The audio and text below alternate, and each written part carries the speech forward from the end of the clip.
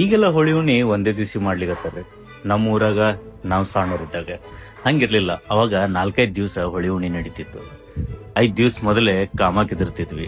ಅದಕ್ಕೆ ಹಿಂಡಿಲಿಂತ ಸಾರಿಸ್ತಿದ್ವಿ. ಒಳಗೊಂದು ಲಿಂಗ ಪ್ರತಿಷ್ಠಾಪನೆ ಆಗ್ತಿತ್ತು. ಒಂದೊಂದ್ ಕಡೆ ಬರೀ ಒಂದೇ ಲಿಂಗ ಇದ್ರ ಒಂದೊಂದ್ ಕಡೆ 2 ಲಿಂಗ ಇರ್ತಿತ್ತು. ಒಂದಕ್ಕ ಕಾಮ ಅಂತ ಕರಿತಿದ್ವಿ, ಇನ್ನೊಂದಕ್ಕ ಭೀಮ ಅಂತ ಕರಿತಿದ್ವಿ. ಈ 5 ದಿನ ಗಲ್ಲಾಗಿದ್ವಿ ಎಲ್ಲಾ ಪಾರ್ಗಳು ಒಂದ್ ಕಡೆ ಸೇರ್ತಿದ್ವು. ಮನಿ ತಿರುಗ್ತಿದ್ವು, ಪಟ್ಟಿ ಕೇಳ್ತಿದ್ವು. ಪಟ್ಟಿ ಅಂದ್ರ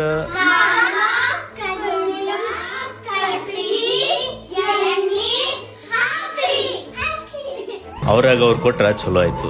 ಇಲ್ಲ ಅಂದ್ರ ಮುಂದೆ ಕೇಳೋರು ಕೇಳ್ತಿದ್ರು, ಹಿಂದಿಲಿಂದ ಕದ್ಕೊಂಡು ಹೋಗೋರಿಗೆ ಏನ್ ಕಮ್ಮಿ ಇರ್ಲಿಲ್ಲ. ಒಟ್ಟಲ್ಲಿ ಲಾಸ್ಟಿಗಂತೂ ಹೊಯ್ಕೋದು ಫಿಕ್ಸ್ ಇತ್ತು. 5 ದಿವ್ಸ ಇವು ಸಣ್ಣ ಹುಡುಗರೆಲ್ಲಾ ಸೇರಿ ಮಾಡ್ತಿದ್ವ. ಆ 5ನೇ ದಿವ್ಸಿಗೆ ಒಮ್ಮೆ ದೊಡ್ಡೋರು ಆ ಕಡೆಕ್ ಇಳಿದು ಬಿಡೋರು. ಹುಣ್ಣಿ ದಿವ್ಸ ರಾತ್ರಿ ಕಾಮ ಸುಡೋದು ಅಂದ್ರ ನಮ್ಮೊಳಗ ಅಡಗಿರ್ತಕ್ಕಂತ ಎಲ್ಲಾ ಕೆಟ್ಟ ಕಾಮನೆಗಳನ್ನ ಸುಟ್ಟಾಕೋದು ಅಂತ.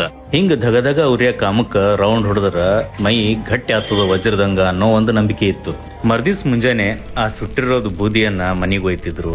ತಾಯ್ತದೊಳಗ ಹಾಕಿ ಸಣ್ಣ ಹುಡುಗರಿಗೆ ಕಟ್ತಿದ್ರು. ಅಲ್ಲಿ ಉಳಿದಿರ್ತಕ್ಕಂತ ಇಡ್ಲಿ ಒಳಗ ಕಡ್ಲಿಗಳು, ಆಮೇಲೆ ಉಳ್ಳಾಗಡ್ಡಿ ಇಂಥವೆಲ್ಲ ಸುಟ್ಕೊಂಡು ಒಯ್ದು ಮನೆಗೆ ಒಯ್ದು ಸಣ್ಣ ಹುಡುಗರಿಗೆ ತಿನ್ಲಕ್ಕ ಕೊಡ್ತಿದ್ರು. ಇದೇ ಬೆಂಕಿಯೊಳಗ ಬಣ್ಣ ಕತ ಕುದಿಸಿ ಗಟ್ಟಿ ಮಾಡಿ ಅದ್ರ ಜೊತೆ ಬಣ್ಣ ಆಡ್ತಿದ್ವಿ. ಅದೇ ಧೂಳಂಡಿ.